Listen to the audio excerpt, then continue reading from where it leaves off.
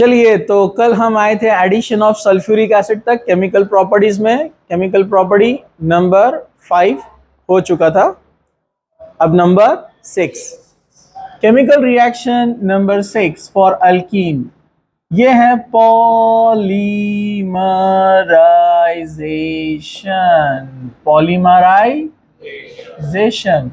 Polymerisation of alkyne छोटा सा reaction है, सिंपल रिएक्शन है, जरा ध्यान से देखना। ओके, यहां पर हम लेंगे CH2 double bond CH2, N time कितना लेंगे हम? अगर सिंगल, इसका नाम इथीन है, अगर हम सिंगल इथीन यूनिट लेते हैं तो उसको क्या बोलते हैं? मोनोमर। क्या बोलते हैं उसको? Monomer. Single smallest unit of a substance. Single smallest unit of a substance is called monomer।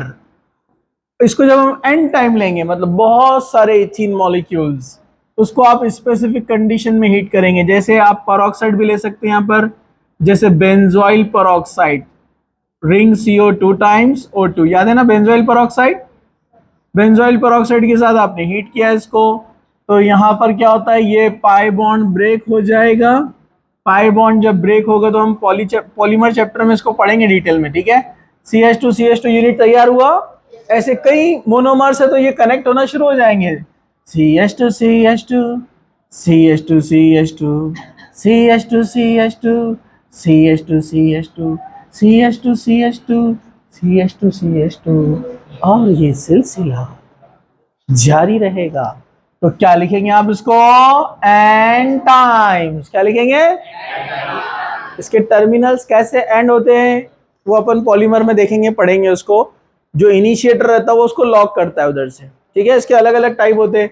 जहां पर पेरोक्साइड यूज किया जाता है, ये फ्री रेडिकल टाइप पॉलीमराइजेशन होता है। वैसे इलेक्ट्रोफिलिक वाला भी होता है और न्यूक्लियोफिलिक वाला भी होता है, ठीक है। ओके, तो ये पॉलीमराइजेशन हुआ। यहां पर अपने को एक लीनियर मिलेगा ऐसे, पॉलीमर, पॉलीथीन, ये है इथीन, और कई इथीन जब जुड़ जाएंगे तो क्या बनेगा? पॉलीइथीन, जिसको शॉर्ट में पॉलीथीन प्लास्टिक बोलते हैं, जो आप लोग यूज करते हैं, याद है ना आपको? अरे सबको पता है ना, पॉलीथीन कैरी बैग्स ये इसी से बनते हैं। इसमें दो होते हैं, LDP एंड HDP। ये वाला जो बनता है पेरोक्साइड के प्रेजेंस में, ये LDP होता है, लो डेंसिटी पॉलीथीन। क्या होता है ये? लो डेंसिटी पॉलीथीन में क्या होते हैं? ब्रांचेस होते हैं, ब्रांचेस, जिस वजह से उनमें पैकिंग बहुत प्रॉपर नहीं होता है, एक लेयर दूसरी लेयर पर अच्छे से फिक्स नहीं होता है ना, तो इसलिए ये लो टेम्परेचर रेजिस्टेंट होते हैं, कम टेम्परेचर पर मेल्ट हो जाते हैं, इसलिए इनको बोलते हैं, यहाँ पर इनका डेंसिटी भी कम होता है। तो LDP, लो डेंसिटी पॉलीथीन। एक और एक मेथड है जिससे आप बना सकते हैं पॉलीथीन। आपने एन टाइम लिया ethene in presence of Ziggler NATA catalyst. क्या लिया? जिगलर नाटा कैटलिस्ट। क्या होता है ये?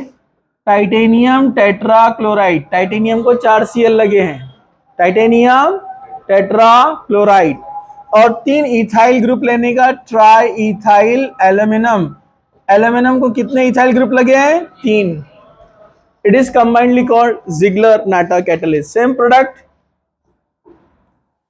प्रोडक्ट पॉलीथीन बनेगा, बट इसमें ब्रांचेस नहीं होती है, ये लीनियर चेन होते हैं सीधे सीधे, विदाउट ब्रांच, क्लोज पैकिंग, जिससे डेंसिटी क्या रहेंगी? ज्यादा।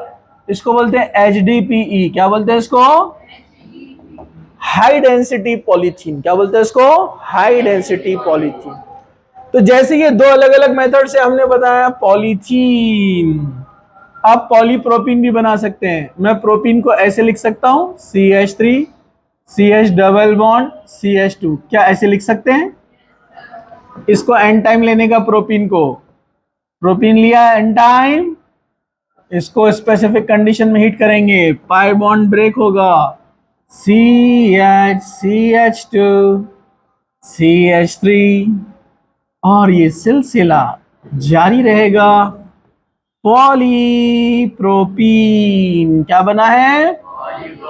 पॉलीप्रोपीन थोड़ा सा हार्ड मटेरियल होता है कि टीवी के cabinets, cables, plastic coating Windows में, और बहुत सारी जगह इसको यूज किया जाता है। ठीक है, तो ये पॉलीप्रोपीन होता है, ये भी प्लास्टिक जैसा मटेरियल होता है। तो पॉलीथीन, पॉलीप्रोपीन, ये इथीन के पॉलीमर्स है।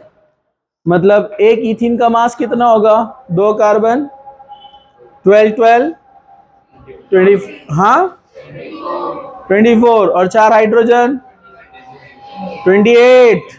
तो एक इथीन का यूनिट का मास कितना है? 28। लेकिन कई इथीन एक दूसरे से कनेक्ट होकर एक पॉलीमर तैयार होता है, फिर उसके कई पॉलीमर्स आपस में मिलकर बनता है फाइबर। समझा आपको? तो एक एक मिनिमम पॉलीमर जो तैयार होता है उसका मास मिनिमम होता है 10,000। कितना होता है? 10,000 मास होता है पॉलीमर। पॉली मतलब मैनी, पॉलीमर्स, मैनीमर्स, मर्स बोले तो मेरिक से बना, मतलब मास ज्यादा। हाई मॉलिक्यूलर मास कंपाउंड बनता है। क्या बनता है? High molecular mass compound. When number of monomer join together to form a high molecular mass compound, it is called polymer, and this phenomena is called polymerization. कई monomers मिलकर एक long high मास वाला polymer तैयार होता है, उसको polymer कहते हैं, और ये फेनोमेना होता है पॉलीमराइजेशन। समझा आपको? तो मिनिमम 10,000 मास होता है एक पॉलीमर का, मतलब बहुत ज्यादा।